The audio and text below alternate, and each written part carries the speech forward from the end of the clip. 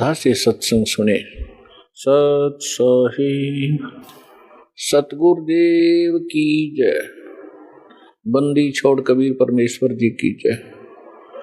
बंदी छोड़ गरीबदास जी महाराज जी की जय। स्वामी राम देवानंद जी गुरु महाराज जी की जय हो।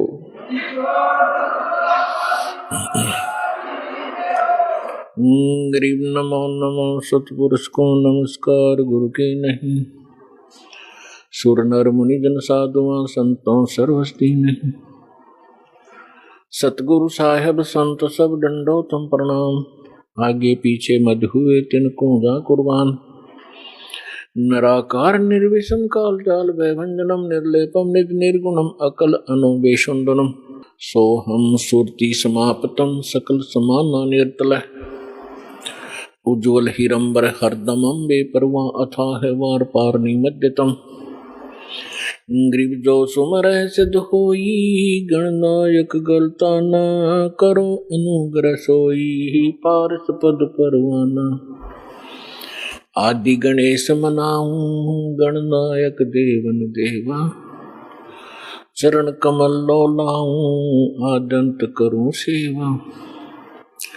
परम शक्ति संगीतम रिद्धि सिद्धि दाता सोई।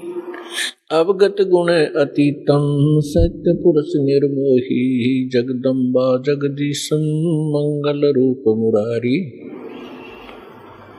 तन मन अर्पों शीशम भक्ति मुक्ति भंडारी। सुर नर मुनि जन ध्यावे ब्रह्मा विष्णु महेशा। शेष शेष मुख गावे पूजे आदि गणेशा। इंद्र कुबेर सरीखा वरुण धर्म राय ध्यावे। समरथ जीवन जी कामन इच्छा फल पावे। 33 कोटि अधारा दावे शेष 88। उतरे बहुजल पारा कट है यम की फांसी। 33 कोटि अधारा दावे शेष 88। उतरे बहुजल पारा कट है यम की फांसी। करे जोरूं विनती करूं धरूं चरण पर शीश। गुरु जी राम देवानंद जी महाराज ने दियो नाम बख्शीश। कोटि कोटि सिजदा करूं कोटि कोटि प्रणाम। चरण कमल में राखियो मैं बंदी जाम गुलाम।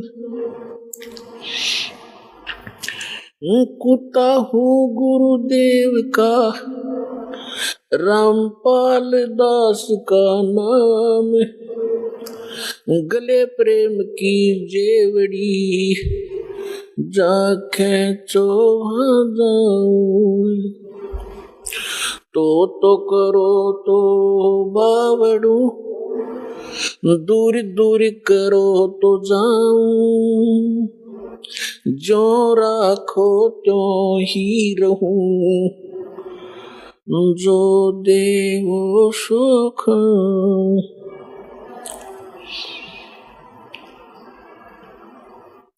गुरु बड़े गोविंद से मन में देख विचारी। हरि सुमरे वो वार है गुरु सुमरे हो पार। गुरु गोविंद दोनों खड़े काके लागू पाए। बलिहारी गुरु अपना हो रे। जो सतलोक ले जावेंगे वो साधु कोई और। परम पिता परमात्मा पूर्ण ब्रह्म सारी सृष्टि के रचनहार कबीर देव कबीर साहेब, बंदी छोड़ कबीर परमेश्वर जी, ये आप सभी के पिता हैं, हम सभी के जनक हैं, पूरे असंख्य ब्रह्मांडों के ये पालक हैं। और पुण्यात्माओं, हम अपने पिता को भूलकर किसी अन्य से वो सुख, वो अपना राइट मांग रहे हैं जो कभी नहीं दे सकता, जो पिता दे सकता है। पिता अपने पुत्र पुत्री को अपनी सर्व संपत्ति दे देता है सहर्ष। पिता को छोड़कर यदि हम किसी रिलेटिव से ये आस करें, वो कभी नहीं हो सकता। ठीक इसी प्रकार हम अपने पिता को छोड़कर उस परम पिता सर्वशक्तिमान सर्वसृष्टि रचनहार कबीर परमेश्वर को छोड़कर हम अन्य भगवानों से वो डिमांड करते रहे, हमें सुख दे भगवान, हमें निरोग कर भगवान, आपत्तियों का निवारण करे परमात्मा, ये कभी नहीं कर सकते। एक समर्थ परमात्मा है जिसका आज तक हमें ज्ञान नहीं था, और वो यहाँ आकर 120 वर्ष रहे, अपनी महिमा बता भी गए और दिखा भी गए। लेकिन हम बालक हैं, बालक की बुद्धि बालक जैसी ही होती है। वो 1000 रुपए के नोट को पकड़कर फाड़ देता है, खेलता खेलता उसको फाड़ देता है, उसको कूड़े में डाल देता है, अग्नि में डाल देता है, क्योंकि उसको उसकी कीमत का पता नहीं। हमारे साथ ऐसा ही होता रहा, क्योंकि हम अध्यात्म ज्ञान से परिचित नहीं हो सके, क्योंकि जिन धर्म गुरुओं को हम आध्यात्मिक टीचर मानते थे, अध्यापक मानते थे, वो अध्यापक नहीं थे। वो तो आप और हमारे जैसे ही ज्ञान के सतर के व्यक्ति थे। उनको अपने धर्म के सद्ग्रंथों का भी ज्ञान नहीं था, और जिस कारण से हम परमात्मा को पहचानने में और उससे प्राप्त होने वाले सुखों को प्राप्त से वंचित रहे, असफल रहे। अब उसी परमेश्वर ने दया करी, यहाँ आके अपना भेद बता के चले गए। उसके बाद अपने प्यारी आत्माओं को मिले, जैसा भगवान मिला ही करते हैं, उनका विधान है। वेदों के अंदर प्रमाण है कि वो पूर्ण परमात्मा सर्व सृष्टि रचनहार सबका पालक ऊपर के लोक में रहता है, सतलोक में, और वहां से सह शरीर चलकर आता है। यहाँ नेक अच्छी आत्माओं को मिलता है जो दृढ़ भक्त होते हैं, उनको अपने से परिचित करवाता है, सचखंड सतलोक ले जाता है, फिर उनको वापस छोड़ देता है। परमात्मा से परिचित वो महान आत्माएं संत उस परमेश्वर के यथार्थ ज्ञान का प्रचार किया करते हैं, लेकिन उनकी संख्या कम होती है और वो ज्ञान सत्य होता है।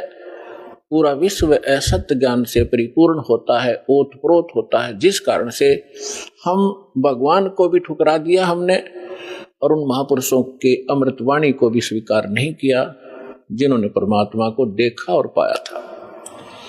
उनमें से कौन कौन है? आदरणीय धर्मदास साहिब जी, आदरणीय मलकदास साहिब जी, आदरणीय नानक साहिब जी, आदरणीय दादू साहिब जी, आदरणीय गरीबदास साहिब जी, गांव छुड़ानी, जिला झज्जर, हरियाणा वाले, आदरणीय गीसा दास साहिब जी, गांव खेखड़ा, जिला बागपुर, पहले मेरठ था अब बागपुर हो गया, उत्तर प्रदेश में, और आदरणीय स्वामी रामानंद जी काशी वाले ने। इन महापुरुषों को परमात्मा मिले, वो कबीर देव मिले, वो कबीर साहब मिले, अल्लाहू अकबर मिले, और उनको सचखंड लेकर गए, सतलोक लेकर गए, जहां भगवान रहता है और जहां हम सभी रहा करते थे। हम अपनी गलती से यहाँ गलत स्थान पर आकर गिर गए, और जब तक हम उस स्थान पर नहीं जा लेंगे तब तक ये जीव सुखी नहीं हो सकता। उन महापुरुषों को परमात्मा ने इसलिए परिचित करवाया कि वो गवाही देंगे कलयुग में कि हमने भगवान देखा और वो कहाँ रहता है। जो उन महापुरुषों ने ज्ञान दिया परमात्मा कैसा है, उसका नाम क्या है, वो कहाँ रहता है, उसकी प्राप्ति कैसे होती है, वो साकार है या निराकार है, स्वयं परमेश्वर ने आके बताया। और जिन्होंने भगवान को देखा, परमात्मा को देखा, उन्होंने वही बताया। और फिर जब दास के ऊपर कृपा की परमेश्वर ने अपने ही सदग्रंथों को खोजा तो उन सदग्रंथों में वही पाया जो भगवान ने बताया था। और परमात्मा से परिचित जिन महापुरुषों के अभी आपके सामने नाम गिनवाए, इनने भी वही बताया था। और जो साधना हमारे सदग्रंथों में लिखी है, सबसे पहला प्रश्न यही आता है मन में कि भगवान किसने देखा है। अभी दास ने आपके रूबरू जिन महापुरुषों के शुभ नाम की गिनाए, इन्होंने भगवान को देखा है, इन्होंने भगवान को पाया है। और भगवान कैसा है? भगवान साकार है, मनुष्य दृश्य है, हमरे ही उनिहार है, हमारा सृजनहार। हमारा भगवान हमारे ही जैसी उनिहार का है, यानी मनुष्य दृश्य ही है, लेकिन उसके सामर्थ्य में और जीव के सामर्थ्य में दिन और रात का अंतर है। वो सर्वशक्तिमान है, सर्वसृष्टि रचनहार है, सबका पालक है, लेकिन है मनुष्य जैसा ही। फिर तीसरा आता है कि परमात्मा मिलता कैसे है। जैसे ज्ञान भी हो जाएगा भगवान ऐसा है, भगवान वहां रहता है, परमात्मा ये सुख देता है, जब तक उसका समाधान नहीं मिला, उस स्थान को पाने की विधि प्रॉपर नहीं मिली, तो ज्ञान भी व्यर्थ है। तो अब वो साधना कौन सी है जिससे वो स्थान प्राप्त होगा, जो श्रीमद् भगवत गीता अध्याय नंबर 18 के श्लोक नंबर 62 में, गीता अध्याय नंबर 15 के श्लोक नंबर 4 में वर्णन किया हुआ है कि अर्जुन तू सर्व भाव से उस परमेश्वर की शरण में जा। गीता ज्ञान दाता अपने से अन्य किसी समर्थ परमात्मा की शरण में जाने के लिए अर्जुन जी को कह रहा है। और उसकी शरण में जाने से ही तो परम शांति को और शाश्वत स्थान को, शाश्वत स्थान मीन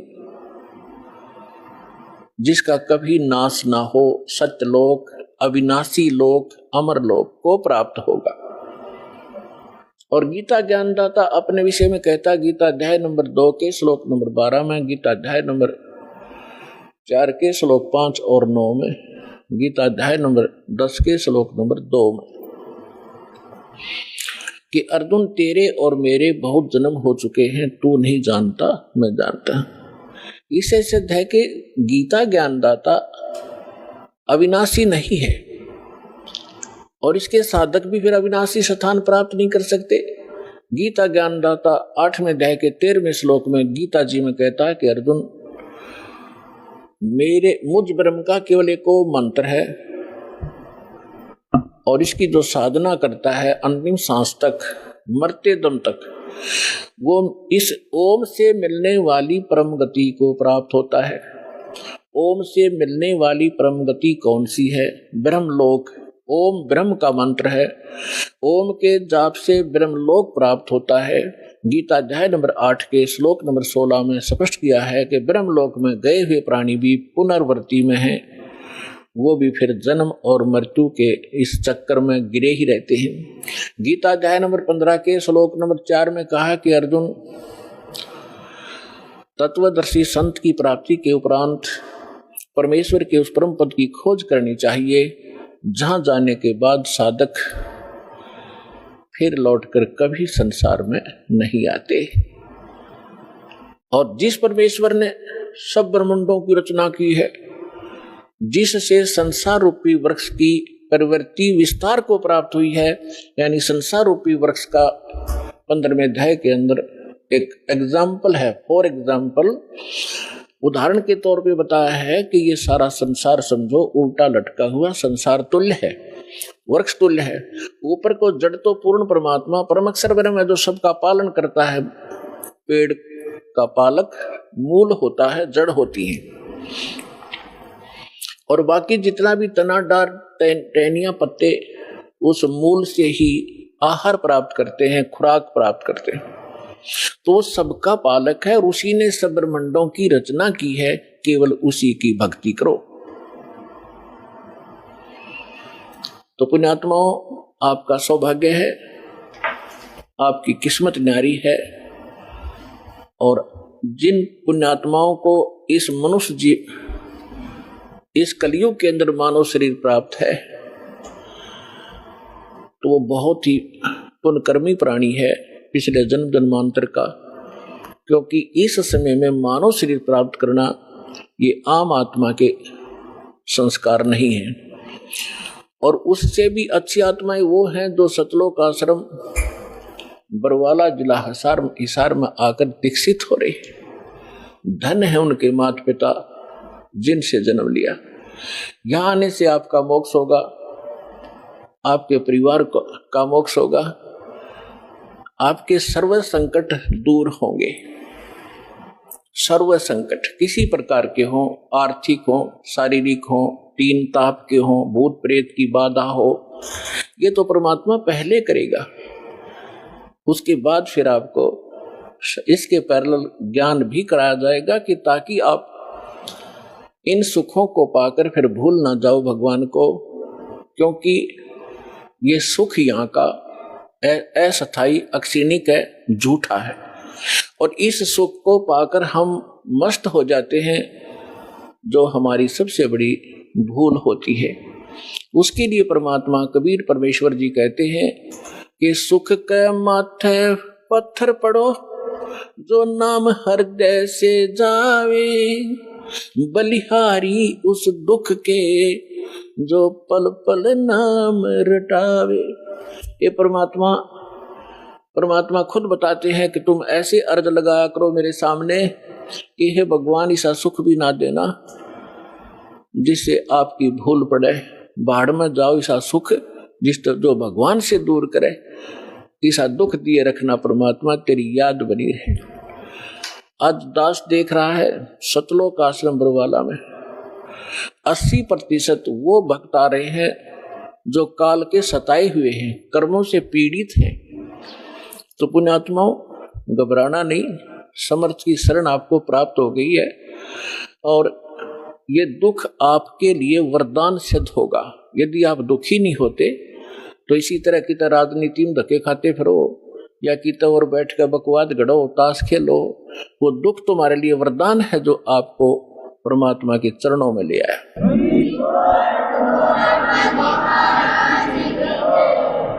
रमता राम जपो रे प्राणी, अब तो सुन ले राम कहानी। रमता राम यानी सर्वव्यापक, जिस परमेश्वर की असंख्य ब्रह्मांडों पर सत्ता है, ओवरऑल कंट्रोलर है, उसका नाम जपो रे प्राणी, अब तो सुन ले वो राम कहानी। अपने आत्माओं, पहले तो आपको राम की डेफिनेशन बताते हैं, डेफिनेशन ऑफ गॉड। परमात्मा की कहानी सुनाते हैं। परमात्मा कहते किसे हैं? श्रीमद् भगवत गीता अध्याय नंबर 15 के श्लोक 16 और 17 में 3 पुरुष बताए हैं। पुण्यात्माओं, यहाँ थोड़ा सा एक आपको थोड़ा सा सत्र करता हूं कि देखो आज मानो कितना इंटेलिजेंट हो गया। छोटे छोटे बच्चे इतने बड़े बड़े सब्जेक्ट को कंठस्थ याद कर लेते हैं और सफल हो जाते हैं। इसी प्रकार आप विद्यार्थी हैं इस अध्यात्म मार्ग के, तो इसमें आप जी ने बहुत ध्यान से और परमात्मा के इन सदग्रंथों को ध्यान से सुनना है और इनको थोड़े से दिन में आपका याद हो जाएंगे ये, जिस कारण से आप विचलित नहीं होगे। इसलिए आपको ये कथाएं सुनाई जाती हैं, रह रह कर उन सदग्रंथों के वो श्लोक और अध्याय बताए जाते हैं ताकि आप याद किए जाएंगे। तो आप समझ ही नहीं सकते कि सचमुच कबीर इज गॉड। हम अभी तक तो उनको परमात्मा मान रहे थे जो परमात्मा नहीं थे। परमात्मा की डेफिनेशन बताता हूं। श्रीमद् भगवत गीता अध्याय नंबर 15 के श्लोक 16 और 17 में 3 पुरुष बताए हैं, एक सरपुरुष एक अक्षर पुरुष। गीता अध्याय नंबर 15 के श्लोक 16 में 2 पुरुषों का वर्णन है और इनके विषय में ये भी कहा है कि दोनों पुरुष, पर पुरुष माने प्रभु, स्वामी। अब स्वामी साहब जिसे कहते हैं, जैसे हम कहते हैं तहसीलदार साहब, भाई कमिश्नर, डीसी साहब, डीएम साहब, कमिश्नर साहब, मंत्री साहब, मुख्यमंत्री साहब, प्रधानमंत्री साहब, राष्ट्रपति साहब, ये सभी साहब हैं, सभी स्वामी हैं, ये मालिक हैं, लेकिन अपने अपने अक्षेत्र के। तो इनमें कंप्लीट जो साहब है वो कौन है? राष्ट्रपति, और सेकंड नंबर फिर प्रधानमंत्री। इसी प्रकार सरपुरुष ये ब्रह्म है, ज्योत स्वरूपी निरंजन ये काल है, ये केवल 21 ब्रह्मांड का स्वामी है, मालिक है, साहब है, राम है। राम कहो, साहब कहो, गॉड कहो, अल्लाह कहो, रब कहो, खुदा कहो, ये उस परमात्मा के ही पर्यायवाची भाषा भिन्न नाम है। तो ये इन दोनों के विषय में कहा 15वें अध्याय के 16वें श्लोक में श्रीमद् भगवत गीता में कि सरपुरुष और अक्षर पुरुष इस पृथ्वी वाले लोक में ये 2 पुरुष हैं और इनके अंतर्गत जितने प्राणी आते हैं 21 ब्रह्मांड तो हैं ब्रह्म के, और 7 शंख ब्रह्मांड, नील, पद्म, शंख, ये काउंटिंग है गणित रीति से। 7 शंख ब्रह्मांड का स्वामी है अक्षर पुरुष। वैसे अक्षर का अर्थ होता है अविनाशी, लेकिन ये अविनाशी नहीं है, ये चिरस्थायी है और इसलिए इसको भी अविनाशी कहा गया है। ये वास्तव में अविनाशी नहीं है, क्योंकि इससे अगले मंत्र में 17वें मंत्र में गीता जी में वो स्पष्ट हो जाता है। इसमें क्या बताया कि सरपुरुष और अक्षर पुरुष तथा इनके अंतर्गत जितने प्राणी शरीरधारी हैं ये सभी नाशवान हैं, इंक्लूडिंग सरपुरुष और अक्षर पुरुष। फिर बताया है लेकिन जीवात्मा किसी की नहीं मरती।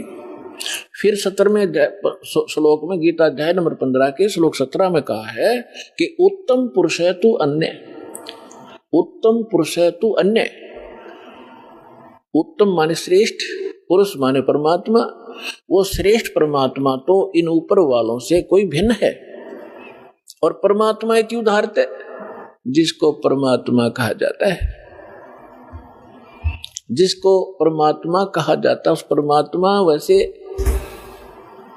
परमात्मा शब्द श्रेष्ठ आत्मा को कहते हैं। तो परमात्मा वो है जो केवल सुख देता है, दुख नहीं देता। बाकी हम अन्य को भी परमात्मा मान बैठे, जैसे सरपुरुष काल को भी हम परमात्मा कहा करते, ब्रह्म को। ये परमात्मा नहीं है। जिस लोक में आप रह रहे हो ये लोक परमात्मा का नहीं हो सकता। किसी का बेटा मर गया, किसी की बेटी मर गई, किसी की कैंसर होगी, किसी की टांग कट गई, किसी के हाथ कट गए, कोई अन्य रोग से पीड़ित है, हाहाकार मचा हुआ है, एक्सीडेंट में मर जाते हैं, फ्लड आ जाती है, अक्षेत्र का क्षेत्र तबाह हो जाता। ये परमात्मा का लोक नहीं हो सकता। और अक्षर पुरुष के लोक में भी यही स्थिति है, वहां भी जन्म और मृत्यु, इसी प्रकार के रोग, कष्ट, दुख सभी विद्यमान है।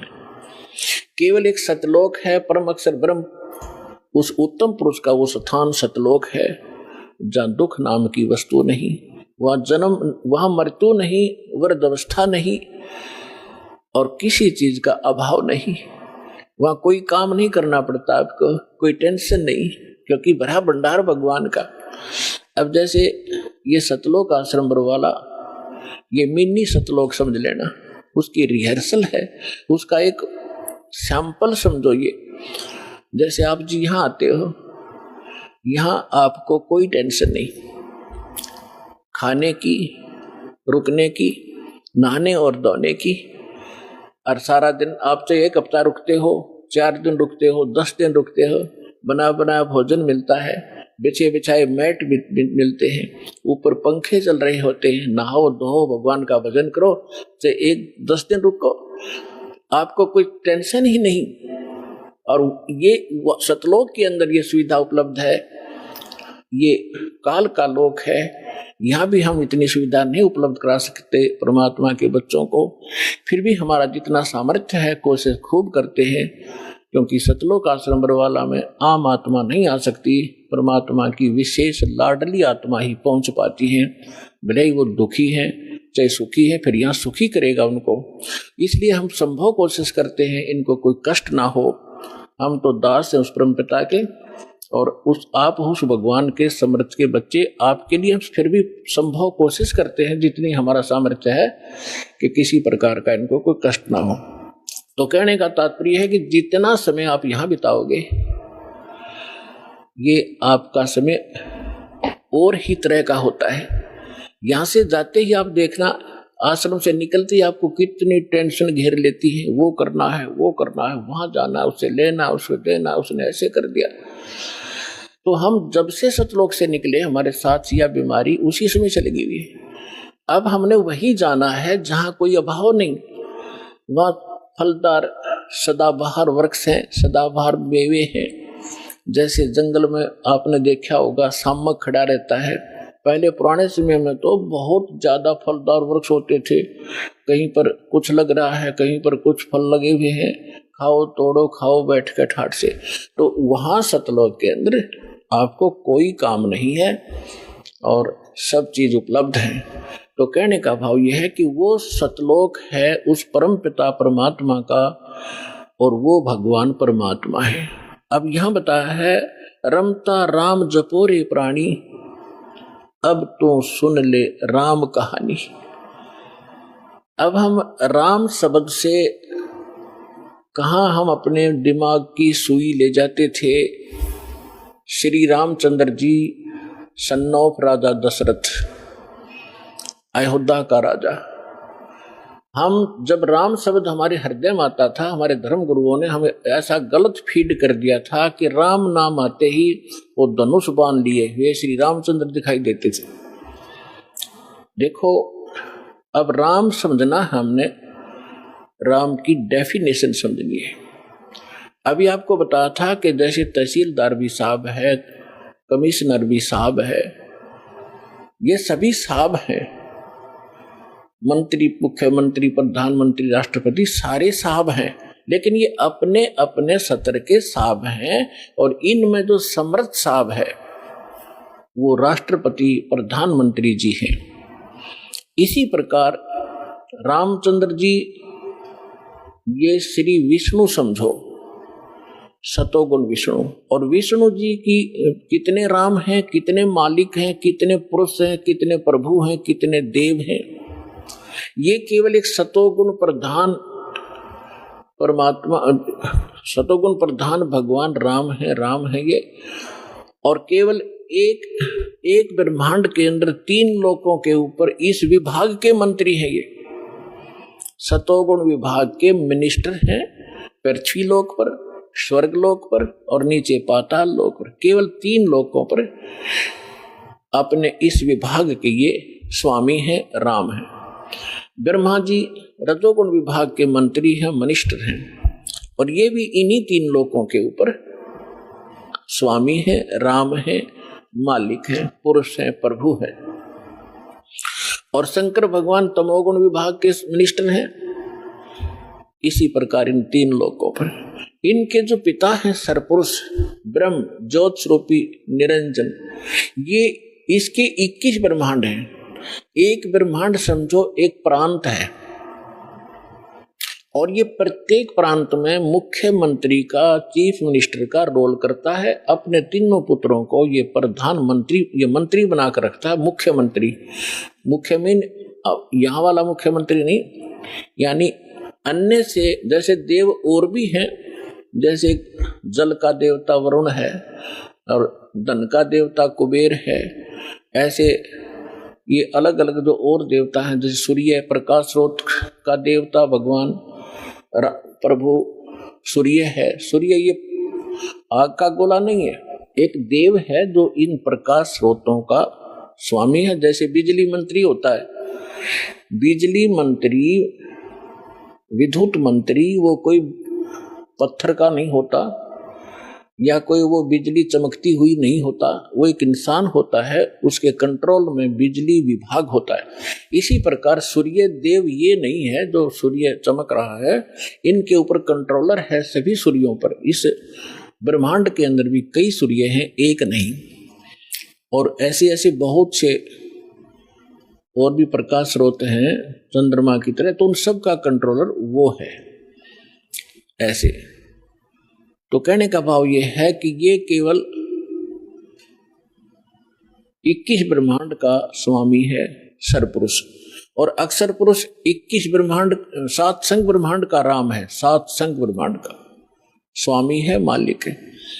और परम अक्षर ब्रह्म, पूर्ण परमात्मा, उत्तम पुरुष है तू अन्य, वो कबीर देव जो है परम अक्षर ब्रह्म, वो असंख्य ब्रह्मांड का राम है, मालिक है, स्वामी है। तो अब क्या बताते हैं, रमता राम जपो रे प्राणी, अब तो सुन ले राम कहानी। कच्छ मच्छ कूरम ना होते, धौल धरनी नहीं ध्यानी। चंद सूरज दो दीपक ना थे पवन और पानी। भाई कच्छ मच्छ ये कूरम ना होते, धौल धरनी नहीं ध्यानी। चंद सूरज दो दीपक ना थे, नहीं थे पवन और पानी। ब्रह्मा विष्णु महेश नहीं होते, नहीं लक्ष्मी नहीं गौरज रानी। सावतरी नहीं सनकादिक तब होते, अलख बिनानी। पुणात्मा आप दास जी, अभी आपको बताया था कि परमात्मा अच्छी आत्माओं को मिलते हैं, ये उनका विधान है,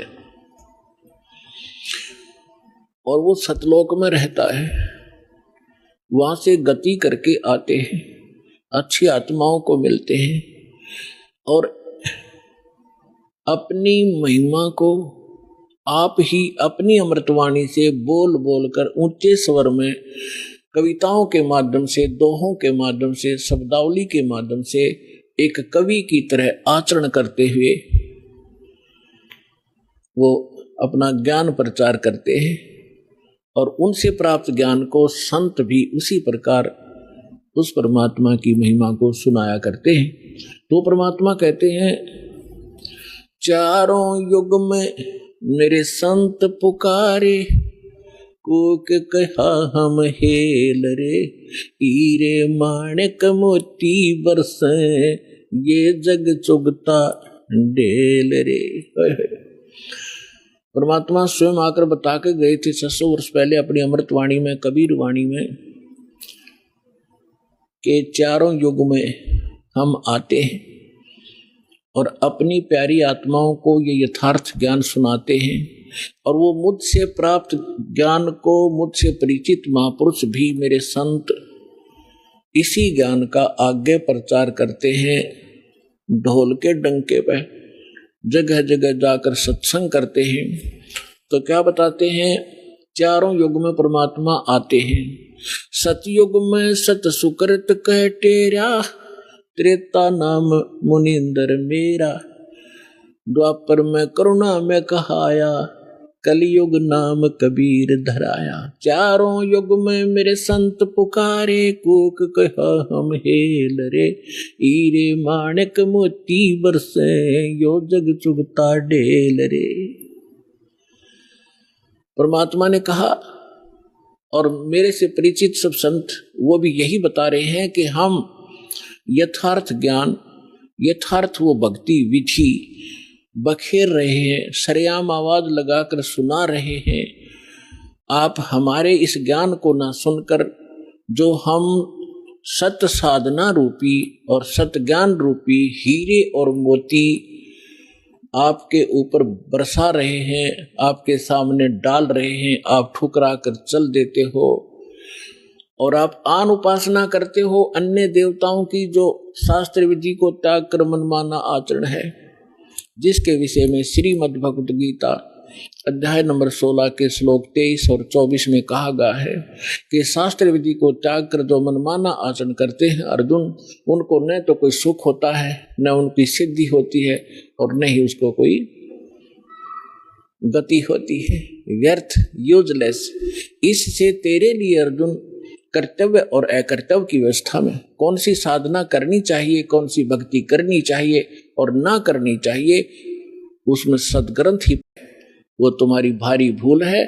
इन कंकर और पत्थरों को जब आप आगे जाकर ले जाओगे सिर पर रख कर और जहां इनकी कीमत लगेगी तब आपको पता चलेगा कि तुम पत्थर उठा लाए, कंकर उठा लाए, लाल हाथ लगा नहीं।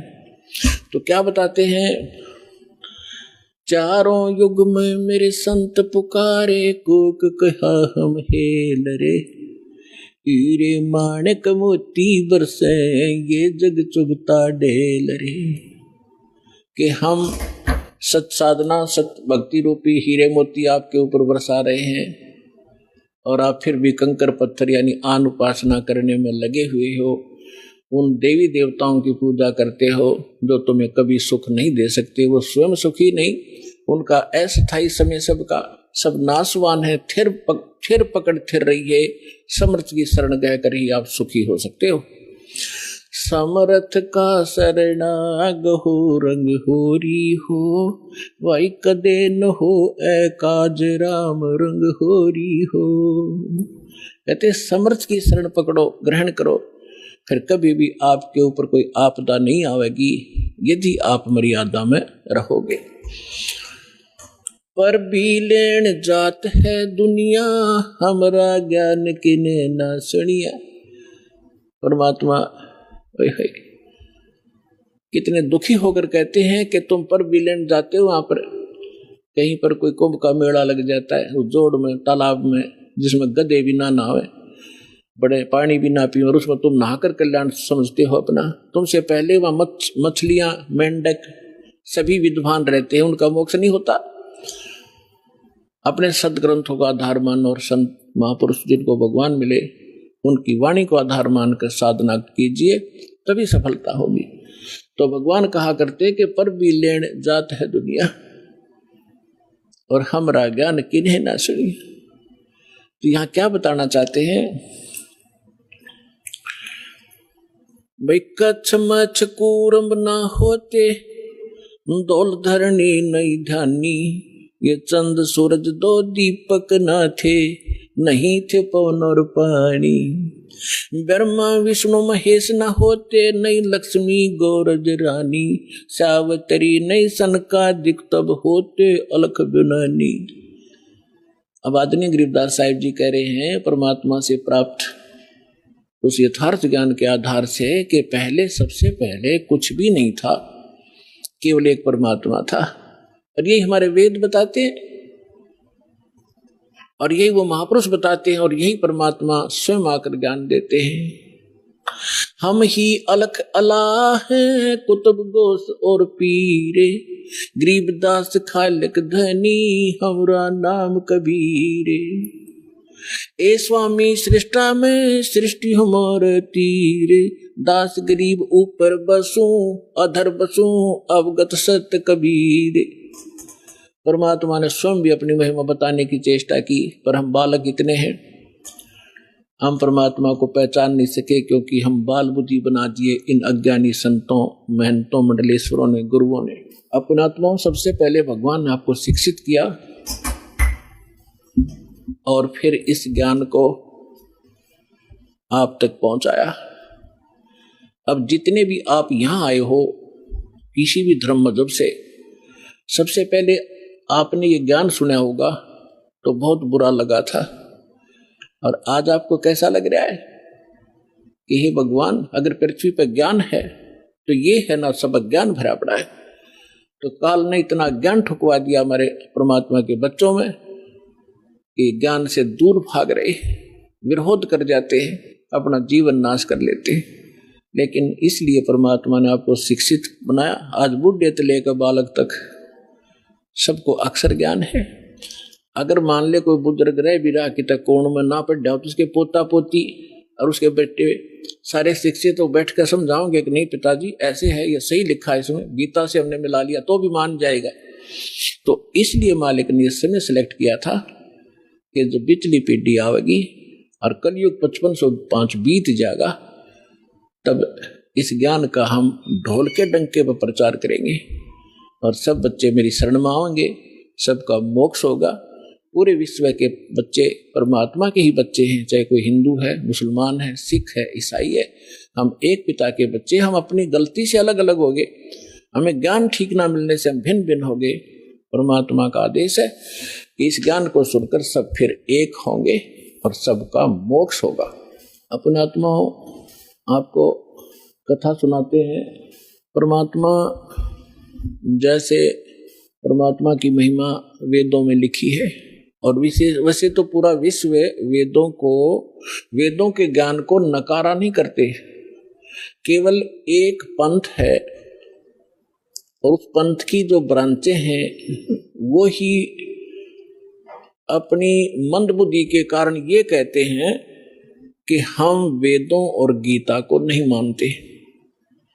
हमारे गुरुओं का ज्ञान तो वेदों और गीता से ऊपर का है।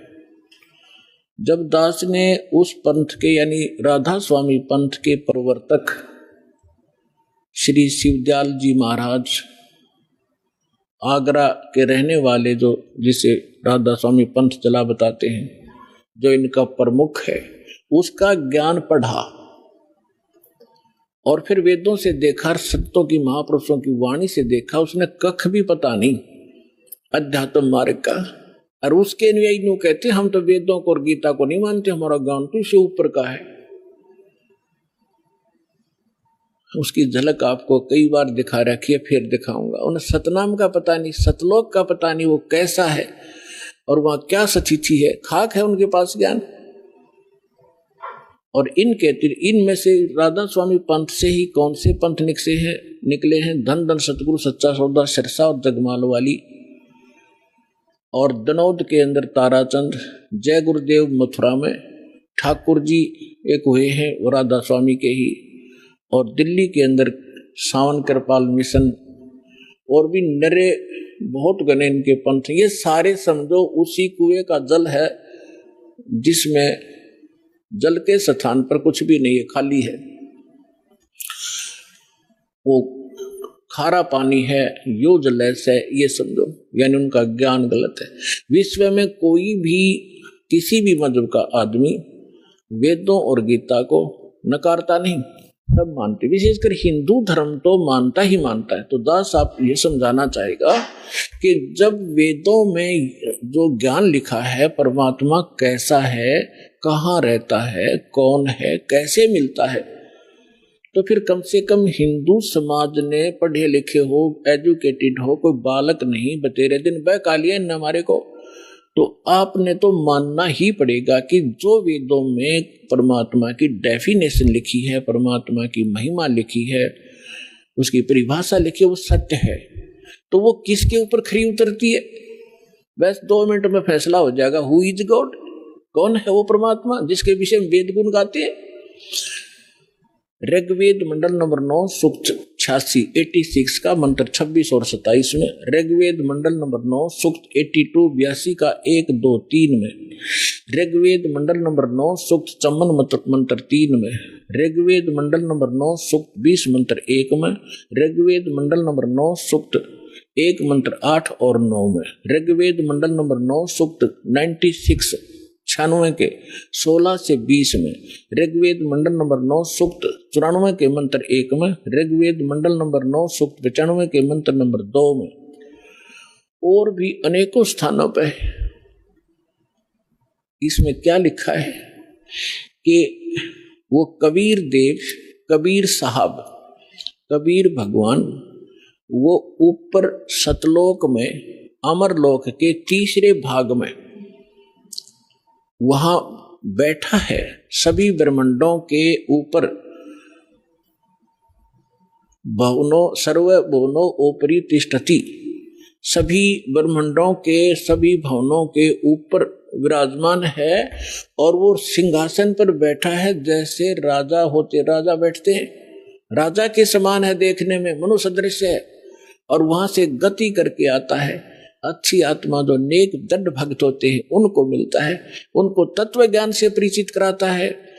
और वो परमात्मा एक कवियों की तरह आचरण करता हुआ एक प्रसिद्ध कवि की भी उपाधि प्राप्त करता है और स्थान स्थान पर जाकर ऊंचे स्वर में गरज गरज कर अपनी वाणी को स्वयं ही कहीं खड़ा होकर के बोलने लग जाता है और अपनी महिमा की वाणी को लोकोक्तियों के माध्यम से, दोहों के माध्यम से, शब्दों के माध्यम से, वाणी के माध्यम से वो बोल बोल कर गा के सुनाता है, जिस कारण से एक प्रसिद्ध कवियों में से भी एक प्रसिद्ध कवि कहलाता है। लेकिन वो भगवान होता है, वो समर्थ होता है।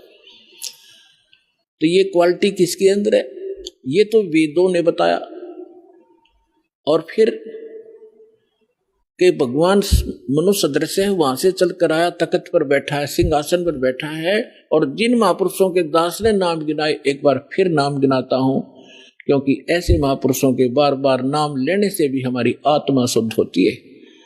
आदरणीय धर्मदास साहिब जी, आदरणीय मुल्कदास साहिब जी, आदरणीय नानक देव साहिब जी, आदरणीय दादू साहिब जी, आदरणीय गरीबदास साहिब जी, गांव छुड़ानी, जिला जज्जर हरियाणा वाले, आदरणीय गीसा दास साहिब जी, गांव खेखड़ा, जिला बागपुर उत्तर प्रदेश वाले, आदरणीय स्वामी रामानंद जी काशी वाले, अपनात्मा दास जिन महापुरुषों के नाम गिना रहा है, आप ये ना समझना कि जहां ये रहा करते वहां बड़ी भक्ति होगी, वहां कख नहीं किसी के पास। कई भक्त इस भूल में धक्के खान चले गए, वहां कोई छुड़ानी चला गया और उनका जब देखा हाल फिर आया वापस।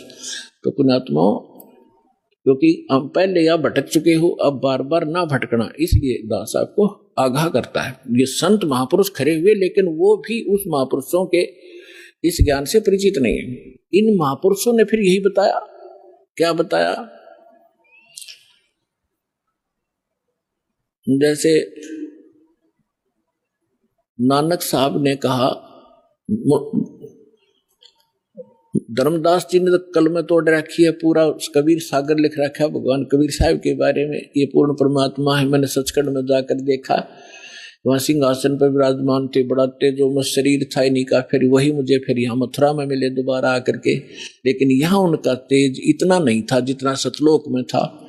तो ये भी गरीबदास साहिब जी कहते हैं कि तेज पुंज अन्य दे धरकर इस विध हमको भेंट ही, हल्का तेज पुंज का शरीर बनाकर वो यही वेद बताते हैं कि वो अपने शरीर को सरल करके वो परमात्मा यहाँ प्रकट होता है, आता है, अच्छी आत्माओं को मिलता है। तो इन्होंने क्या बताया है कि जैसे धर्मदास जी ने कहा कि आज मोहे दर्शन दियो जी कबीर, आज मोहे दर्शन दियो जी कबीर, सतलोक से चल कर आए, सतलोक से चल कर आए, काटन काल की जंजीर, आज मोहे दर्शन दियो जी कबीर, आज मोहे दर्शन दियो जी कबीर।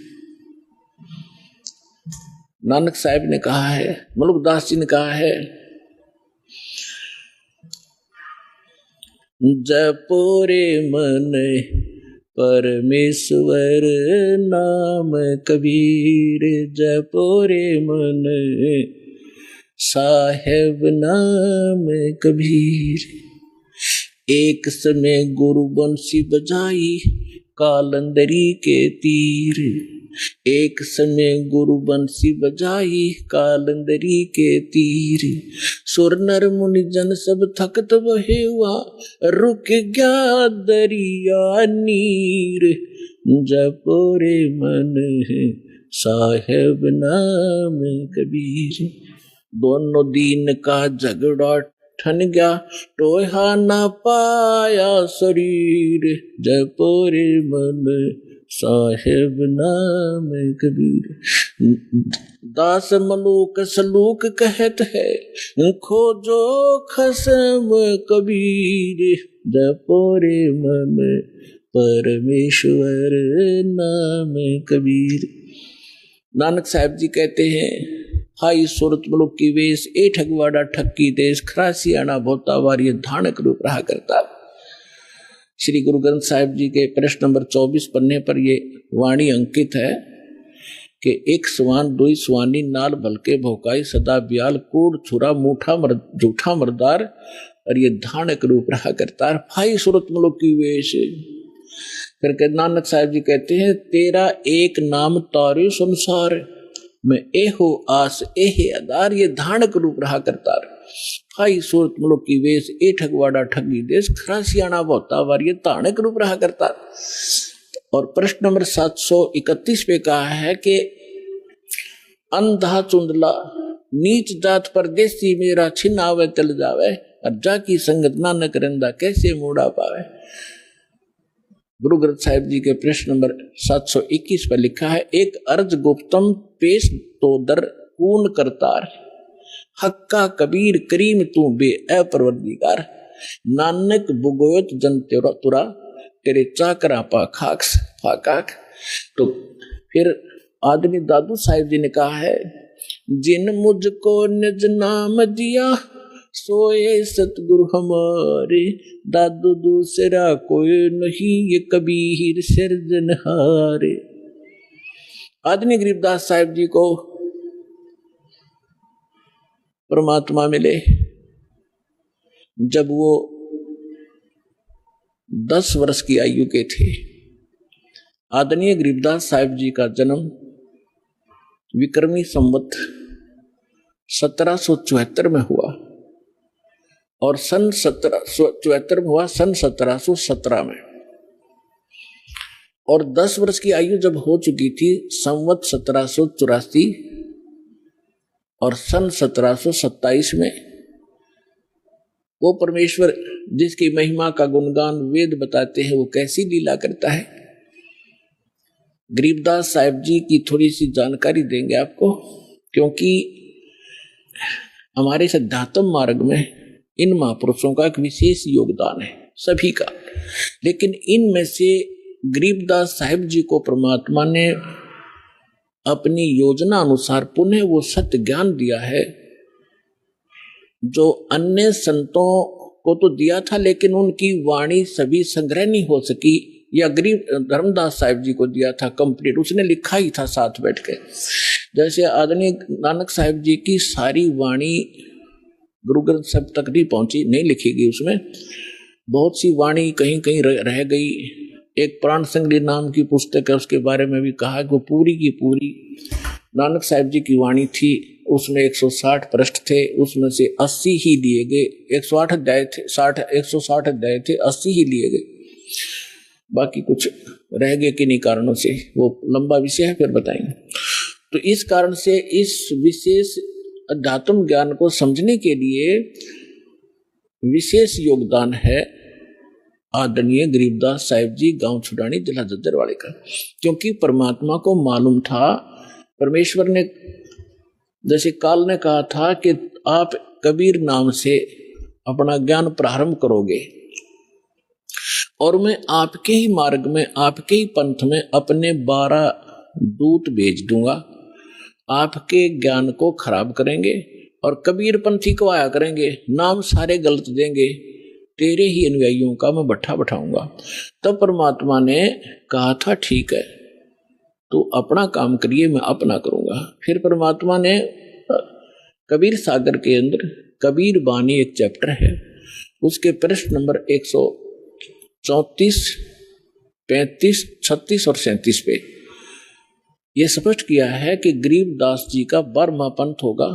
संवत उसमें गलती से संवत 1775 लिखा है, वहां 74 होना चाहिए, मिसप्रिंट है। कि उसमें जो आएगा भक्त संत, जो उसका मुखिया होगा, उसके माध्यम से मैं अपनी महिमा की वाणी को पुनः प्रकट कराऊंगा। लेकिन उस गरीबदास पंथ वाले भी उससे परिचित नहीं होंगे, असंग जन्म तक वो मेरे इस ज्ञान को समझ नहीं सकेंगे। फिर परमात्मा ने कहा था कि जब जैसे काल ने कहा था 12 पंथ करूं मैं साजा और नाम तुम्हारा ले करूं आवाजा, 12 पंथ चालू करूंगा तेरे नाम तय, परमेश्वर से कहा था। और 12 पंथ नाम जो ले ही सो मेरे मुख में आन समोई, और अनेक पंथ चलाऊं उनसे न्यारे ये राधा स्वामी धन धन सतगुरु जय गुरुदेव और ये ठाकुर जी विनोद वाला ताराचंद, ये और अनेक पंथों में से हैं। और अनेक पंथ चलाऊं या विद जीवों को भरमाऊं, जोग जीत जाओ संसारा जीव न माने कहा तुम्हारा। तो इसलिए परमेश्वर ने कहा था कि चौथा युग जब कलयुग आई तब हम अपना अंश पठाई और काल फंद छूटे नरलोई सकल सृष्टि परवाने खोई। ये तो उन्होंने बता दिया कि 12वें पंथ में मेरी महिमा की वाणी प्रकट होगी। उसके बाद फिर उस गरीब 12वें पंथ में हम ही चलावें और सब पंथ मिटा के एक पंथ चलावें।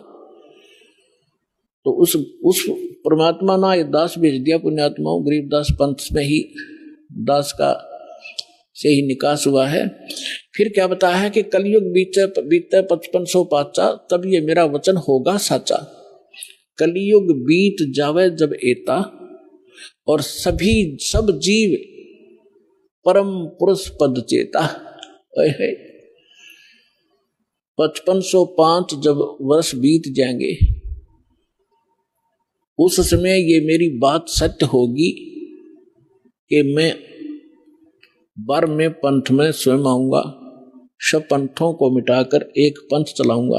अपने आत्मा थोड़े से दिन की बात है, बुद्धिमान समाज है, अभी तक उनके पास ये ज्ञान पहुंचा नहीं है और पहुंचने लग रहा है। परमात्मा तो दयालु है, घर घर टीवी लगा दिए, मोबाइल बना दिए, इनमें चिप डलवा लो, सीडी बैठ कर देख लो, पुस्तक पढ़ लो, टीवी देख, कहीं ना कहीं कोई ना कोई तो मार्ग से अपने बच्चों तक ये पहुंचा कर छोड़ेंगे। और जब उनको ये समझ में आएंगे ऐसे आएंगे दौड़कर और सब एक हो जाएंगे, सबका मोक्ष होगा, सब यहाँ भी सुखी होंगे और सतलोक जाएंगे। जहाज भर भर कर भगवान आपको सतलोक छोड़ का होगा।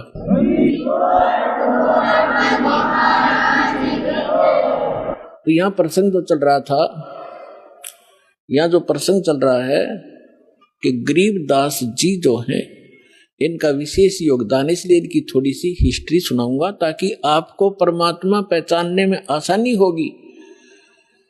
सभी वेद बतावें और सभी परमात्मा प्राप्त संत गुण गावें तो फिर भगवान के पहचानने में आपको धोखा नहीं होगा, देर नहीं लगेगी और दृढ़ हो जाओगे। फिर चाहे कोई ब्रह्मा विष्णु महेश आकर भी आपको भ्रमित करने की चेष्टा करेगा, आप उनकी बात को मान नहीं सकते। दास आपको इतना दृढ़ करना चाहता है।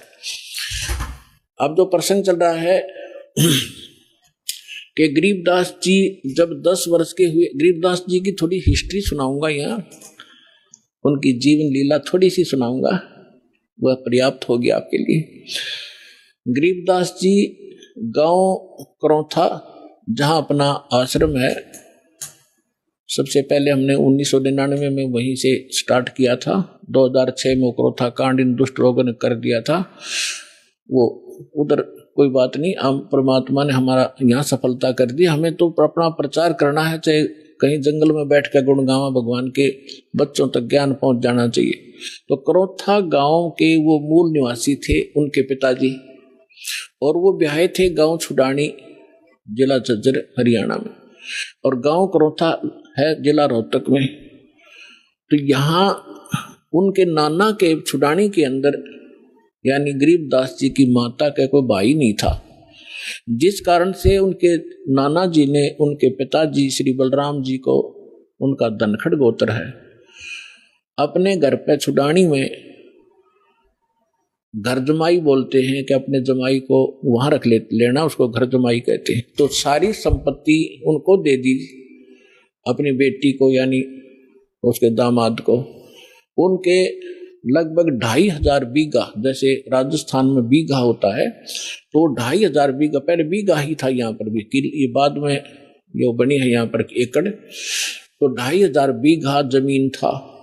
इतना बड़ा किसान थे। आज के 1400 के करीब, पौने 1400 के करीब एकड़ जमीन बनती है उन 2500 बीघा की। तो सारी संपत्ति के वारिस फिर गरीबदास जी ही थे। 10 वर्ष के बालक थे, उनके पिताजी यानी नाना जी तभी तक वहाँ साथी थे, तो उनके वहाँ लगभग 150 गौवें थी। चरागाह, क्योंकि अपने खेत बहुत बड़े थे, गौवें रखते थे। गरीबदास जी उन गौवों के पाली जाया करते थे चराने के लिए जंगल में। उनके साथ में अन्य गांवों के कुछ उनके किसान के यहाँ जो किराए पर पाली होते थे, और कुछ अन्य गांव वाले भी अपनी गौवों को उनके खेतों में चराने के लिए साथ चले जाते थे। संवत 1784 यानी सन 1727 और फागुन उतरते की द्वादशी यानी फागुन सुदी द्वादशी को दिन के लगभग 10 बजे सभी गौवें चल रही थी। कोई बैठी हुई थी वृक्षों के नीचे, जांडी उस साइड में, जैसे राजस्थान के अंदर जांड होते हैं ना, जांडियां, ऐसा ही स्थिति थी उस क्षेत्र की उस समय, जो आज बहुत से क्षेत्र में राजस्थान के अंदर। तो वहां जांडी ज्यादा होती थी, उन जांडियों के पास बैठी थी। और एक रास्ता है, गांव कबलाना है, छुड़ानी की सीमा से सटा हुआ। गांव कबलाना से गांव छुड़ानी में कच्चा रास्ता आता था। उस कच्चे रास्ते के ऊपर एक बड़ा पेड़ था जांडी का, उसके नीचे सभी पाली बैठे हुए थे, इंक्लूडिंग गरीबदास जी, और वो भोजन खा रहे थे, अपना 10 बजे से भोजन खा रहे थे। उसी समय परमात्मा सतलोक से आए कबीर देव, एक जिंदा महात्मा का वेशभूषा बना के। कलयुग के अंदर वो जिनको मिले हैं जिंदा, जैसे जिंदा महात्मा कैसा होता है, मुसलमानों के अंदर विशेषकर इस वेशभूषा के फकीर पाए जाते हैं। सिर पर काला टोप होता है, ऊंचे से चुंडे का नू ऐसे खड़ा सा, और एक ही ओवरकोट होता है काले कपड़ों का, काले कलर का ओवरकोट टाइप एक वस्त्र पहनते हैं, और एक अंडरवियर कच्छा घुटनों तक का। ऐसी वेशभूषा वाले को जिद्दा महात्मा कहते हैं। दाढ़ी केस बड़े हुए होते हैं उसके। इस वेशभूषा में परमात्मा थोड़ी सी दूर पर सतलोक से आकर उतरे, और उस रास्ते, कच्चे रास्ते जा रहे थे, साथ में पाली बैठे थे, गरीबदास जी भी बैठे थे। उन पालियों में बड़े भी थे, कोई 40 वर्ष का, कोई 30 वर्ष का, कोई 10-15 वर्ष का, कोई 50 वर्ष के वृद्ध भी थे, प्रौढ़ भी थे। तो उस समय एक विशेषता थी, रास्ते चलते थे, साधु संत का तो आदर था ही था, आम व्यक्ति को भी विशेष रिगार्ड दिया करते थे और प्रार्थना करते थे, आओ जी भोजन पालो, दूर से चलकर आए हो, पैदल चल रहे, आओ महाराज बैठो भोजन पाओ। खड़ा हो गया एक आध भक्त और हाथ जोड़ दिए। परमात्मा तो आए उसी लिए थे, बैठ गए उनके पास। तब कहा जी भोजन पाओ। परमात्मा ने कहा, कबीर परमेश्वर ने, उस परम अक्षर ब्रह्म ने, कि भाई भोजन मैं खा के आया हूं अपने गांव से। पालियों ने पूछा आपका गांव कहाँ है महाराज, आपका डेरा कहाँ है? कि मेरा डेरा सतलोक के अंदर है, सतलोक नाम है मेरे डेरे का। अब उन्होंने सोचा भी होगा कोई गांव सतलोक नाम होगा उसका। तो महाराज जी भोजन खाओ। परमात्मा बोले भोजन नहीं खाऊं मैं, छका हुआ भी खा के आया। तो दूध तो पीना ही पड़ेगा आपने, हमारे पास ऐसी गव्वे हैं, अभी 5 मिनट में दूध निकाल देंगे, ऐसी शरीफ गायें भी हैं। तो परमात्मा बोले भाई अगर दूध पिलाते हो तो कंवारी गाय का दूध पिया करूं मैं। तो सभी कहने लगे बाबा जी तेरा दूध पीने की नीत नहीं है, आप तो मजाक करते हो, उपहास कर रहे हो हमारा, आप दूध पीना ही नहीं चाहते। परमात्मा कहते पीना चाहता हूं, निकालो कंवारी गाय का दूध पीता हूं भाई मैं। तब गरीबदास जी खड़े हुए, उनकी एक प्रिय बछिया थी जिसको अभी बैल ने टच नहीं किया था, दूध पीना माँ का छोड़ रखा था, लगभग 1-1.5 वर्ष की बछिया हो चुकी थी, 1 वर्ष की, 1.5 वर्ष की। उसकी गले के रस्सी बांध रखी थी, उसको ला पकड़ के और कहा, देखो महाराज जी, इसके बच्चा तो है ही नहीं, दूध कैसे देगी। परमात्मा बोले, कोई एक पात्र लाओ जिसमें दूध निकालेंगे, ये दूध देगी भाई। अब वहां एक मिट्टी का बर्तन था, जैसे जल पीने के लिए या लस्सी पीने के लिए ले जाते थे, उसको साफ करके रखा हुआ था।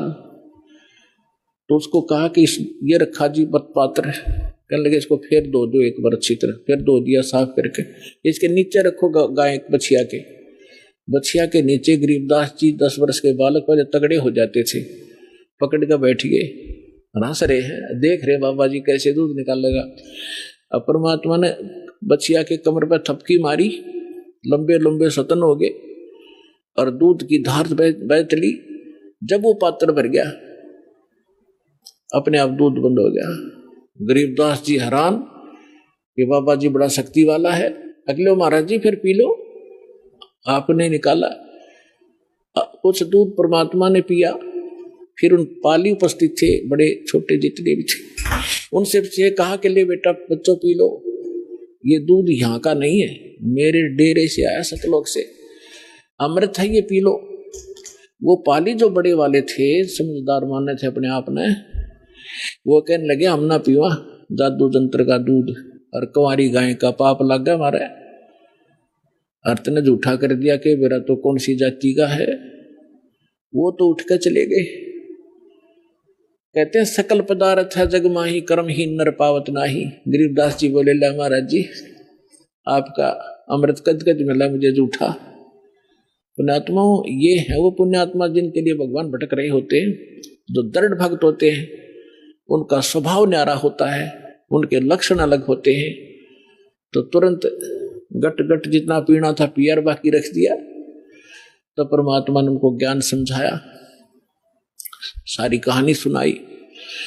तो बच्चे को परमात्मा से कहा बच्चे ने कि भगवान आप ऐसा स्थान बताते हो, क्योंकि वहां तो सारा दुख ही दुख होता था, जैसे राजस्थान रेगिस्तान है, ऐसे ही वो क्षेत्र था, ना कोई नहर का साधन था उस समय, दुख थे वहां पर, कभी सूखा गिर जाता था। तो परमात्मा ने बताया कि मेरा जो डेरा है बेटा, वहां पर ऐसे यहाँ का भगवान भून कर खाता है, जिसके लिए आपको यहाँ पाले बैठा है, रोके बैठा है, बका रखा, आपको मूर्ख बना रखा है। और उस काल के सिर पे पैर रख के परमात्मा उसको ऊपर लेकर गए। अक्षर पुरुष का लोक दिखाया, उस पर ब्रह्म का 21 ब्रह्मांड दिखाए, फिर ऊपर अपने सतलोक 12वां द्वार पार करके सतलोक में पहुंचे, गरीबदास जी को देखे। अब वहां क्या लीला की दाता ने, वहां परमात्मा अन्य रूप में, उसी शकल में एक अन्य रूप सिंहासन पर विराजमान है, सिर पर मुकुट है जैसे राजा पहनते हैं, बहुत ही सुंदर मुकुट सफेद कलर का, ऊपर एक छत्र है बहुत सुंदर सफेद कलर का, बहुत सुंदर सिंहासन जिसमें हीरे मोती और लाल लगे हुए हैं, सफेद ही कलर के, वो बैठा है भगवान। परमात्मा सतलोक में बैठे भगवान के एक रोमकूप में करोड़ सूर्य करोड़ चंद्रमा मिला दे, इतना प्रकाश है, तो उसको चरम दृष्टि नहीं देख सकती, आत्मा की आंखें ही उसको देख सकती हैं। तो गरीबदास जी ने देखा भगवान तो ये है मालिक बैठा तख्त पे, और बहुत बड़ा गुम्बद है उसका, जैसे मंदिर नुमा एक बहुत बड़ा गुम्बद है, उसके सेंटर में भगवान विराजमान है। अब नीचे से जो जिंदा महात्मा के रूप में परमेश्वर कबीर जी गए थे उनके साथ, वो वहां जाकर चंवर उठा के और सिंहासन पर बैठे भगवान पर चंवर करने लगे। गरीबदास जी ने सोचा कि भगवान तो ये बाबा जी इसका कोई नौकर सेवादार कोई इनका चेला चला होगा। इतना सोच ही रहा था, तभी वो तेजो में शरीर वाले भगवान खड़े हुए, सिंहासन छोड़ दिया और करबत होकर कहा, भगवान ग्रहण करो अपना सिंहासन, आपकी अब्सेंस के में आप मुझे यहाँ बैठा कर गए थे। कबीर साहब उस पर विराजमान हुए और वो तेजो में शरीर उठाकर चवर करने लगा, जैसे भगवान बच्चे करते हैं, शिष्य करते हैं गुरु जी पे, ऐसे। गरीबदास जी ने सोचा, रे ये भगवान और चवर करे इस पे, बाबा जी पे। इतने में क्या हुआ कि वो तेजो में शरीर नीचे से गए जिंदा महात्मा के शरीर में समा गया और चवर अपने आप घूम रहा ऊपर। इस लीला को देखने के बाद परमात्मा ने सारी कथा सुनाई, भाई मैं भगवान हूं। गरीबदास मैं काशी में रहा 120 वर्ष, मेरा धाणक कबीर नाम था, मैं धाणक रूप में रहा करता था, जुलाहा का काम करता था। सारी सृष्टि को मैंने ज्ञान देने की चेष्टा की, लेकिन उन नकली लोगों ने अपनी चलने नहीं दी और सभी बच्चे अशिक्षित हैं। गरीबदास जी ने कहा कि भगवान मुझे यहीं रख लो, मैं नहीं जाऊं उस गंदे लोक में। परमात्मा ने कहा, बेटा जाना पड़ेगा, तेरे भाई बहन हैं, उनको कौन बताएगा मेरी महिमा, मेरा गवाह कौन बनेगा, तू गवाह बन, मैं तेरे साथ रहूंगा, कोई आपत्ति बेटा तेरे प्राण नहीं दूंगा, तू मंत्र करता रह। इस बात को सुनकर, यानी इस प्रोसेस में, इस सारे घटना चक्कर में काफी समय बीत गया। उधर से जो पाली थे उन्होंने, वो तो छोड़कर चले गए थे उसको, काफी दूर चले गए। 2, 3, 4 घंटों के बाद, 5 घंटे के बाद उन्होंने देखा, उनको तब तक ध्यान नहीं आने दिया परमात्मा ने। उन्होंने कहा, वो लड़की का लड़का कहाँ है, उसका नंबर आ गया गाय घेरण का।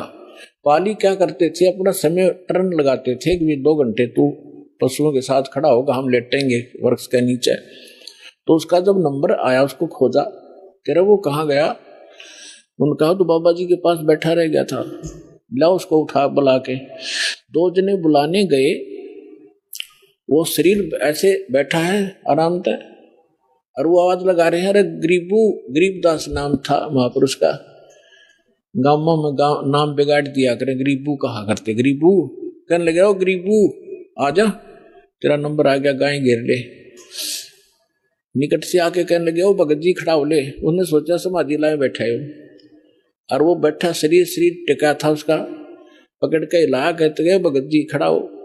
वो गिर गए तो आंखें खुली हुई, सांस नहीं, वो तक एकदम अक्का बक्का रह गए। आवाज लगाई दूसरे साथियों को कि गरीबू मर गया, भागो। उन्होंने कहा, जाओ गांव में बताओ, सारी कथा सुनाना कि एक बाबा जी ने जंतर मंत्र का दूध पिला दिया जिसका मर गया हो। अब गांव में भागे गए। माता पिता का इकलौता पुत्र, वो भी 12 वर्ष शादी के बाद हुआ था, विवाह के उपरांत, और उसकी मृत्यु सुनकर दोनों अचेत हो गए, बेहोश हो गए, चक्कर खा के गिर गए। फिर गांव के अन्य लोग, उनके नाना जी साथ और भी बहुत से, जिसने भी सुना वही चल दिया गांव खेतों की तरफ। वहां से बच्चे का शव उठाकर लाए, शाम होगी, चिता पर रख दिया अंतिम संस्कार करने के लिए। तब परमात्मा ने कहा, बेटा जल्दी जा, ना वो खराब कर देंगे तेरे शरीर को। गरीबदास जी को सब कुछ दिखाया, वहां से सारा दिखाई देता है, यहाँ पर चाहे चीटी देख ले चलती, वहां ऐसी दिव्य दृष्टि मिलती है। गरीबदास जी तुरंत छोड़ दिए, जा बेटा स्पीड से, 1 सेकंड के भी कुछ अंश में आत्मा में प्रवेश कर दिया गरीबदास साहिब जी को। ऐसे जब चिता पर लोग बैठे हुए थे, उनका जैसे बांध कर ले जाते हैं ना, उस अर्थी के ऊपर रस बांध लेते हैं, रस्सा कहीं गिरना जा रास्ते में, वो नौका ने रखा ही था, इतने में उठ गए और वो बंधन अपने आप टूट गए, खुल गए। और खड़ा होकर 10 वर्ष का बालक देखता है, तो वहां कहाँ गया, जैसे सरप्राइज सा होता उसको, उसकी भाषा बदल गई, उसका विचार बदल गए, बुजुर्गों जैसी बातें करने लग गया और ये बानी सुनाने लग गया। अब जिससे भी बात करे, ये अमर बाणी बोल कर बात करे। गांव वाले इस वाणी से परिचित नहीं थे और अपने आप बोलते रहते थे, कहीं खड़े होकर के बच्चों में बैठ जाते, बच्चों में यही कहानी सुनाने लग जाते। अलल पंख अनुराग है सुन मंडल रथीर, दास गरीब उधारिया सतगुरु मिले कबीर। तो सारा गांव उसको कहने लगे लड़का पागल हो गया, एंड बैंड बोल रहा है, इसकी भाषा समझ में नहीं आती, पागल हो गया, मेंटल हो गया। उसको पागल कहने लगे। गांव में बावलिया कहते हैं, बौड़ा, उसको बावड़िया कहने लगे। बावड़िया नाम पका दिया उस परम पिता की प्यारी आत्मा का उन तत्व ज्ञानहीन प्राणियों ने। कहते गरीबदास जी को भी बावड़ा बता के कर ले दुनिया सैनी का। अब जब गरीबदास जी 13 वर्ष के हो गए तो उन्होंने ये संतोष हुआ माता पिता को और गांव वालों को कि भी कोई बात नहीं, पागल तो हो ही गया यूं, फिर भी इसकी माता या लड़की अपने इस पागल ने देख कर इसके साथ अपना जीवन संतोष कर लेगी या मरे नहींगी इसके वियोग में। शुक्र है भगवान का, जीवित तो हो गया, पागल हुआ सो हुआ। इस तरह 3 वर्ष बीत गए। एक दादू पंथी, दादू जैसे अभी अपने महात्मा दादू जी का जिक्र किया दास ने कि उनको भी भगवान मिले थे गरीबदास कबीर साहब 7 वर्ष की आयु में, 7 वर्ष के बालक थे तब वो। और उनको भी ऐसे बनी में, जैसे गांव से थोड़ा सा बाहर जंगल होता था, यानी थोड़ा जंगल होता था, उसको बनी बोलते थे। वह बच्चों के साथ खेल रहा था। गरीब परमात्मा जिद्दा महात्मा के रूप में आए, उनसे भी ये चर्चा की। अब परमात्मा ने अपने लोटे में सतलोक से अमृत लाए हुए थे, वो रखा था। तो बात चलते चलते ज्ञान सुनाने लगे, बच्चे बड़े इंटरेस्ट से सुनने लगे। दादू जी ने कहा भगवान वो लोक कैसा है आपका, क्या हम देख सकते हैं? कहा बेटा देख सकते हो लेकिन दीक्षा लेनी पड़ेगी, पहले दे दो मुझे दीक्षा। मंत्र सुनाया, फिर उसके बाद एक पेय पदार्थ पिलाना होता, जैसे हम आपको मिश्री और जल पिलाते हैं अमृत।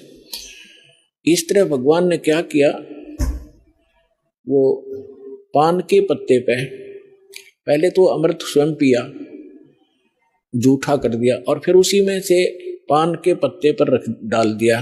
पान वहाँ आसपास कोई पान का पेड़ खड़ा था, उसके ऊपर ऐसे डाल दिया कि ले बेटा पी ले। सभी अन्य बच्चे बैठे तो उनसे भी कहा कि ले भाई तुम भी ले लो, अमृत है ये। वो तो उठकर भागे कि ना बाबा जी करा कैसा पानी तरह जूठा कर दिया तूने। अब उसने दादू साहब जी ने भगवान आपका जूठा करके तो मिला, वो पी लिया। पीने के बाद परमात्मा ने कहा कि तुझे दिखाऊं सतलोक जी, ले चलो। 3 दिन और 3 रात दादू जी का शरीर अचेत रहा, श्वास खत्म नहीं हुई, लेकिन कोमा में, आजकल कोमा में कह देते हैं उसको। और आत्मा को ले गए परमात्मा ऊपर, जैसे गरीबदास जी के साथ लीला की थी ऐसे ही की। और 3 दिन तक रिश्तेदार इकट्ठे हो गए, ना लड़का मर रहा है ना जी रहा है, हाहाकार मची है। गांव के आसपास के लोग जानकार इकट्ठे हो गए। तीसरे दिन होश में आ गया, खड़ा होकर कहने लगा ओहो कहाँ गए वो भगवान, परमात्मा कहाँ है, पागल से हो गए न घूमा इधर उधर। तो कबीर साहब कहते हैं राम वियोगी ना जीवे और जीवत बौड़ा हो। राम से बिछड़ भगवान के सुख न देखने के बाद आदमी या तो जीवा नहीं, जीवेगा तो पागल हो जाएगा। तो वो दशा उस महापुरुष की हुई। तो दादू साहब जी बड़े होते गए, जो जो तब उन्होंने उस अमृतवाणी बोली, वह उनके चेलों ने लिखी गरीब दादू साहब जी के ने, और दादू जी के ग्रंथ में ये विद्यमान है वाणी। अब दादू जी क्या बताते हैं, थोड़ी सी महिमा परमात्मा की दादू जी के शब्दों से सुनाते हैं। परमात्मा की, परमात्मा शब्द कहने से पाप कटने लग जाते हैं जीव के, लेकिन जो परमात्मा है उसको उद्देश्य बनाकर उसको परमात्मा कहा जाए।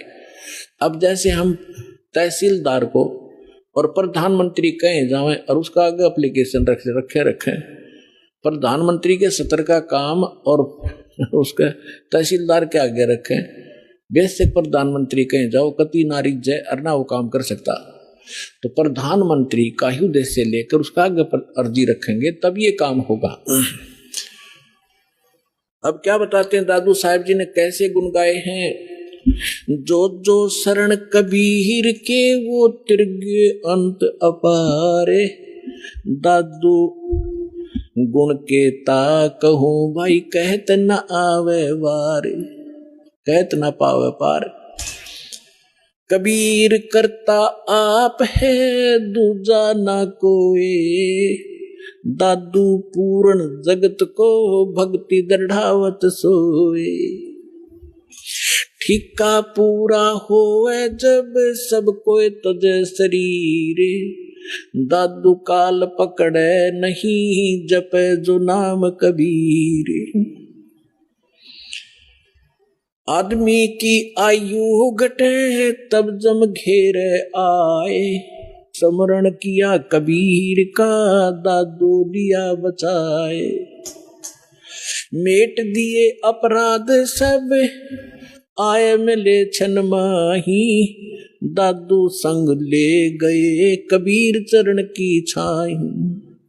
सेवक देव निज चरण का दादू अपना जान। भृंगी सत कबीर ने कीन्या आप समाने। दादू अंतर्गत सदा छिन छिन सुमरण ध्याने। वारू नाम कबीर पर पल पल मेरे प्राणे। सुन सुन साख कबीर की यूं काल नवावे माथे। धन धन तीनों लोक में दादू जोड़े हाथ। केरी नाम कबीर का विखम काल गजराज। दादू भजन प्रताप से ये भाग्य सुनत आवाज। पल एक नाम कबीर का दादू मन चितलाए। अस्थि के असवार को ये स्वान काल ना खाए। सुमरत नाम कबीर का कटे काल की पीरे। दादू दिन दिन ऊंचा होए फिर परमानंद सुख सीरे।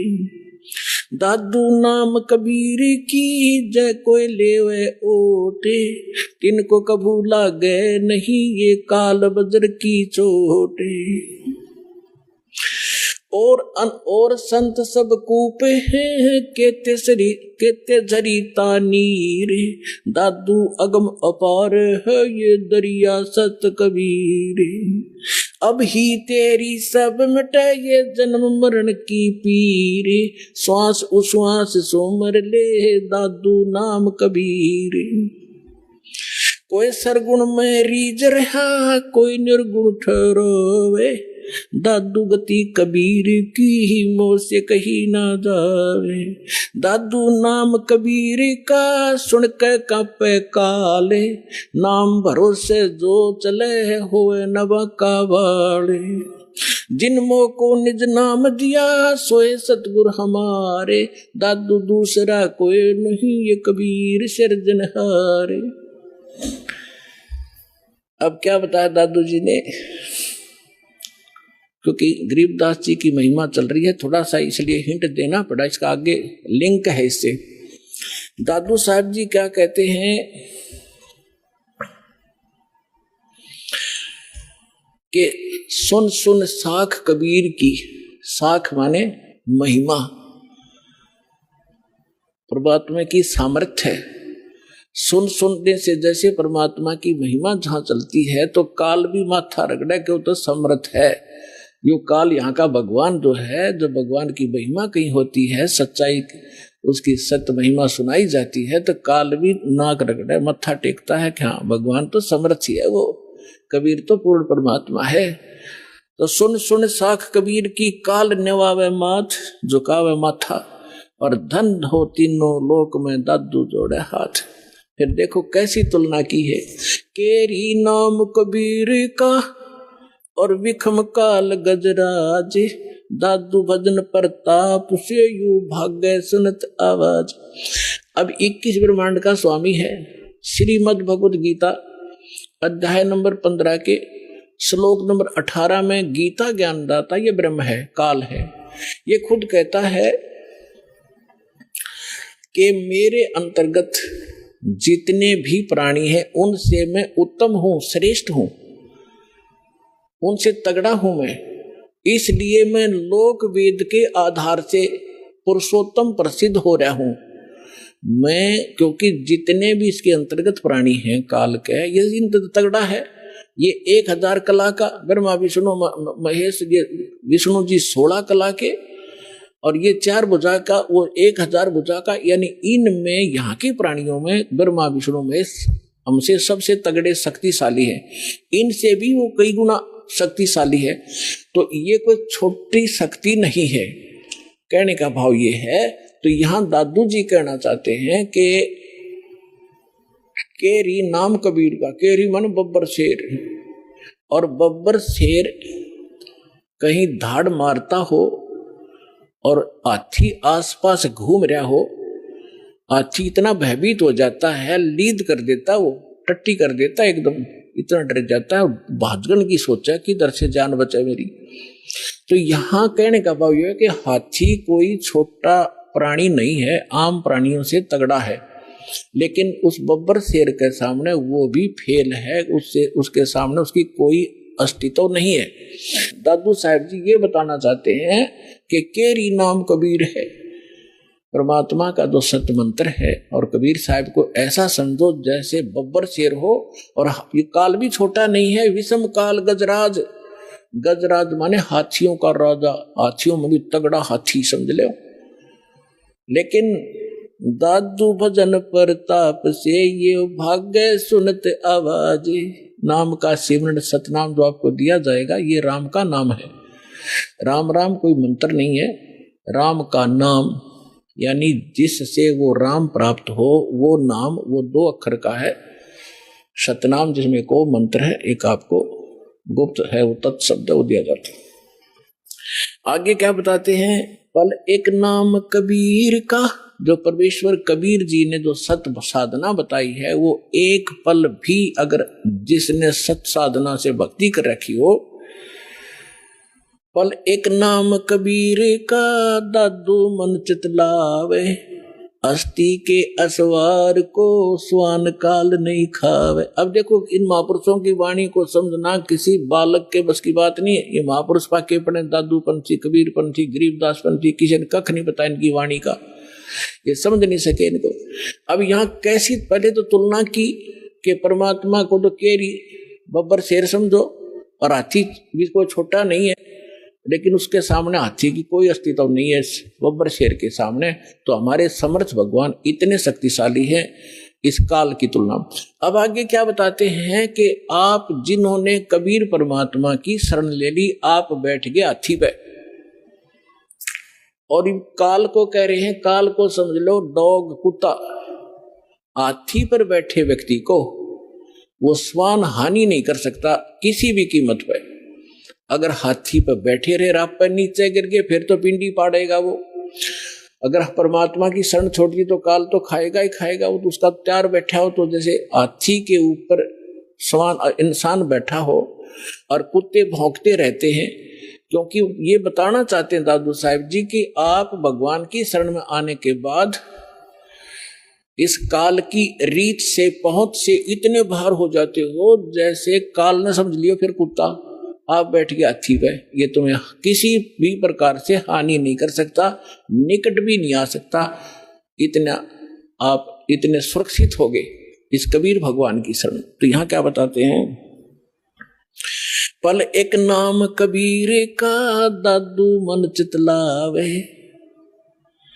अस्थि के असवार को स्वान काल नहीं खावे। स्वान माने कुत्ता, अस्थि माने हाथी पर बैठे व्यक्ति को जैसे कुत्ता हानि नहीं कर सकता, कबीर परमेश्वर की शरण में आने के बाद आपको ये काल कोई दुख नहीं दे सकता। सुमरत नाम कबीर का कटे काल की पीरी, दादू दिन दिन ऊंचा हो फिर परमानंद सुखशीर। कबीर साहब का नाम जिसने मिल गया और मर्यादा से चलता रहा, डेली अन्य व्यक्तियों से उभरता चला जाओगा, धीरे धीरे अलग छट जाओगे, कुछ दिनों में समाज से न्यारा घर हो जाएगा आपका, और फिर परमानंद सुखशीर, परमानंद परमानंद। जैसे गीता अध्याय नंबर 18 के श्लोक नंबर 62 में कहा कि अर्जुन तो सर्व भाव से उस परमेश्वर की शरण में जा, उसकी कृपा से तू परम शांति यानी परमानंद को प्राप्त होगा और उस शाश्वत स्थान को प्राप्त होगा। तो यहां दादू साहब जी वही कह रहे हैं कि सुमरत नाम कबीर का कटे काल की पीर, दादू दिन दिन ऊंचा हुआ फिर परमानंद सुखसीर। दादू नाम कबीर की जय कोई लेवे ओटे, तीन को कबू लागे नहीं ये काल कर्म की चोटे। काल के वज्र, जैसे किसी का बेटा मार दिया, किसी का बेटी विधवा कर दी, किसी की टांग काट दी, किसी को कैंसर कर दिया, कहते ये काल के वज्र हैं, ये काल के छुरे हैं, हथियार हैं आपको सताने के लिए। कहते फिर काल के वज्र की चोट आप पर असर नहीं करेगी, आप इतने सुरक्षित हो जाओगे। और संत सब कूप केते दरिता नीरे, दादू अगम अपार है वो दरिया सत्य कबीर। महापुरुषों की वाणी देखो पुण्यात्मा गदगद आत्मा हो जाती है।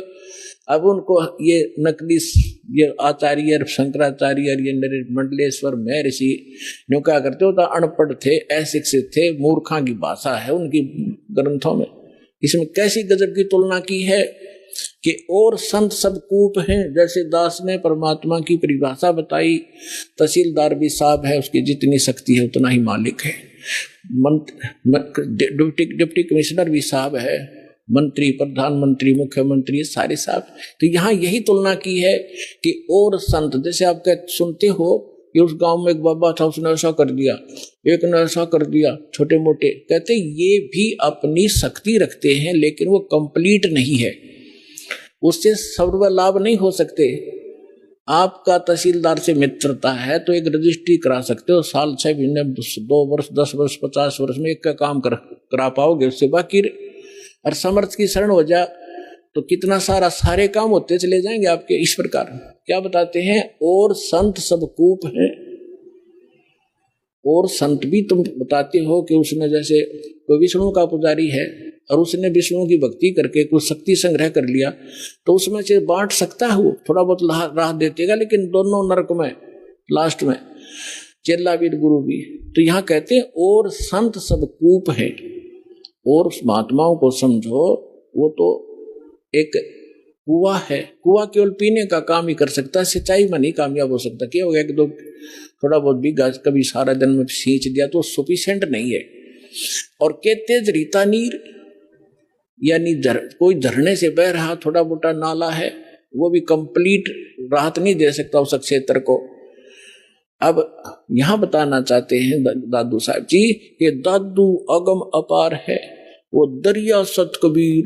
दरिया है नदी जिसके अंदर पानी का कोई था ही नहीं, उसमें कुएं भी बना लो, नाले भी निकाल लो, नहर भी निकाल लो, नहा भी लो, धो भी लो, सिंचाई भी कर लो, फिर भी फालतू पानी रहे। तो ऐसे समर्थता बताई है कबीर भगवान की, परमेश्वर की, आदरणीय दादू साहिब जी ने।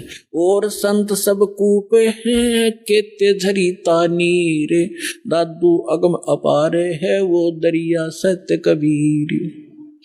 फिर क्या बताते हैं, अब ही तेरी सब मिटाए जन्म मरण की पीर, श्वास उश्वास सुमर ले दादू नाम कबीर।